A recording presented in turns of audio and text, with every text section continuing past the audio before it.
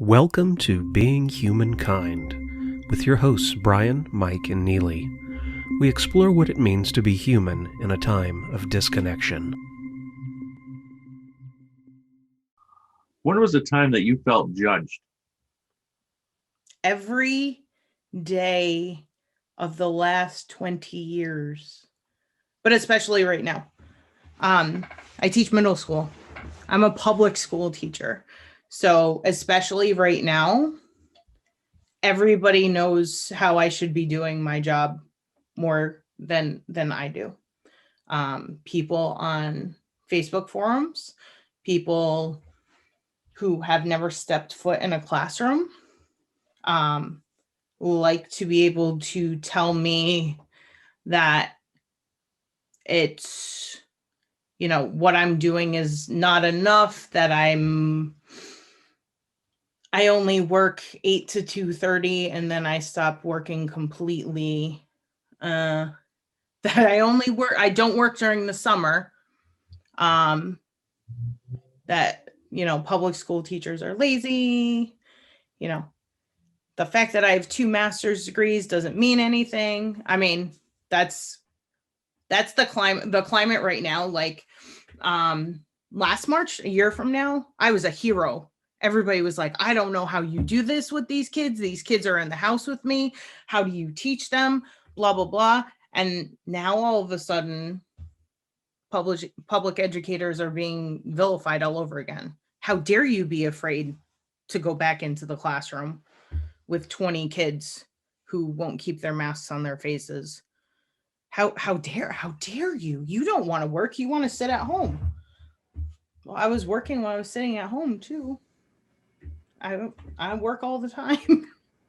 I work weekends. I work nights.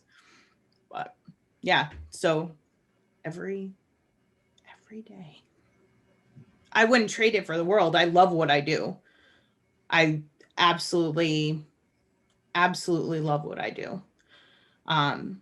Most of the time when I tell people that I teach middle school, the first thing they say is, God bless you. And I'm like, I love my kids. It takes a certain kind of person to teach middle school, and that's me. Kind of having to have that middle school mentality yourself.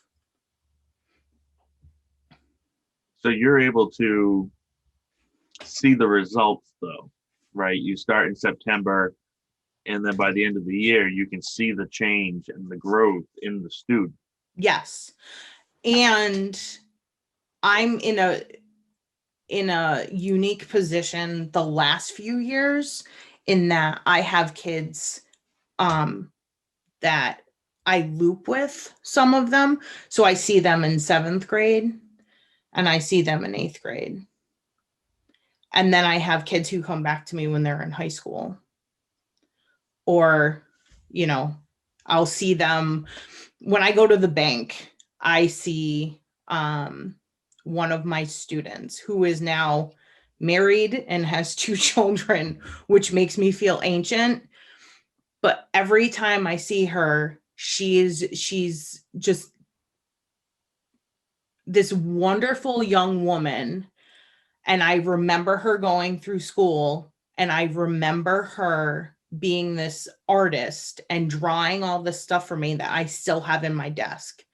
And I say to her every time, I'm like, Kaylee, I still have what you drew for Banned Books Week. I said, it's in a binder. I said, I have all of your artwork. And she'll say, I remember when we did this. I remember when we did that. She said, I remember I didn't want to come to school. She had lost a parent and she didn't want to come to school. She said, but I came to school and you were there and it was okay. And now, like, it's good to be able to see that, all these years later. I think she's 27 now.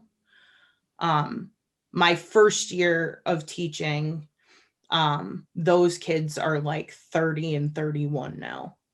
So that's difficult because I'm 35.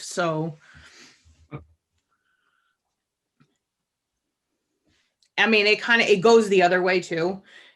Sometimes I see things that have happened with my kids, where I've lost kids, whether, truly lost them because they've passed away or lost them because they've gone down the wrong path. And that kills me too, because I give them a speech at the beginning of every year and I say, you're mine now, whether you like it or not. Now until forever, you are one of my kids. I said, I don't care if you're 30 or you're 35. I said, you're still one of mine. And so I'm going to treat you like that. Some days I'm going to give you the mom face, but I'm going to treat you like one of mine. So it's awesome when I can see that they're doing well. And it's heartbreaking when I see that they didn't.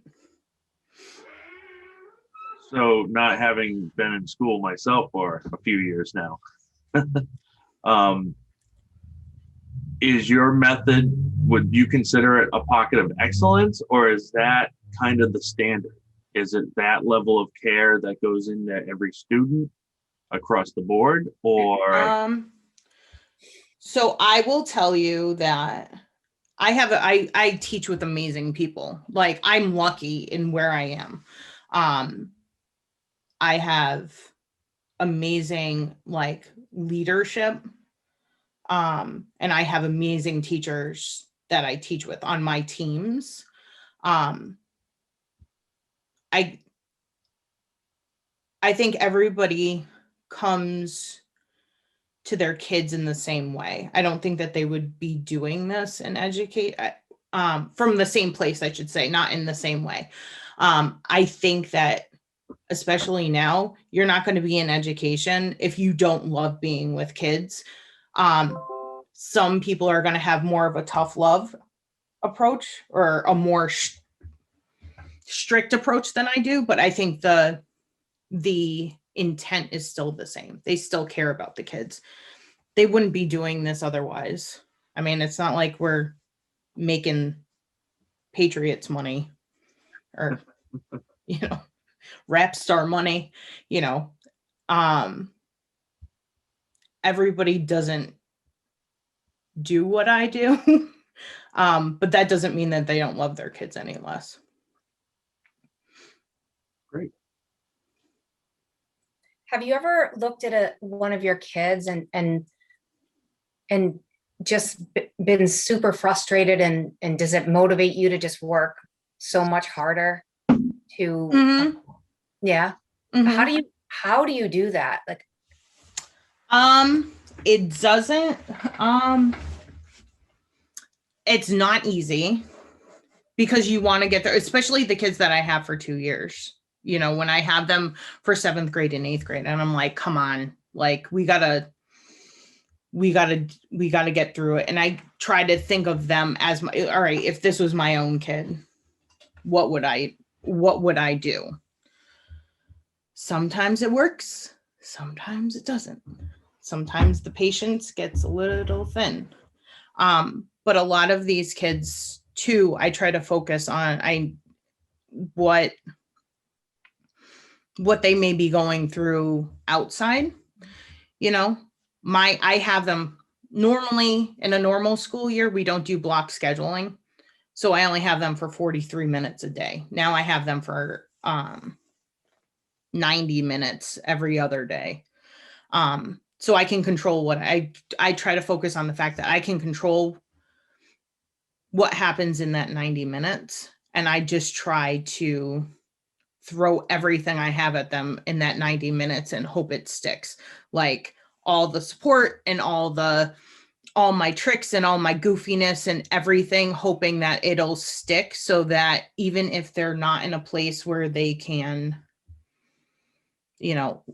learn or complete their work or do whatever, maybe they can't do it today, maybe they can't do it tomorrow, but maybe 2 weeks from now, everything that's been kind of floating around clicks and they get it by osmosis, and then they're ready. Sometimes they're not ready till June. And I've gotten letters before that have been like this, this year was a crappy year for me. School is not my thing, but you didn't give up on me. And I think that's another reason why I just don't. I can't, because a lot of them have so many other people who have given up on them that I can't be, I can't be the, one more. Okay, pile one more on me. Right. That must feel so good. I give you so much credit. I've worked with kids in a totally different aspect, and I couldn't keep doing it because of parents. Mm-hmm. And because it was so hard.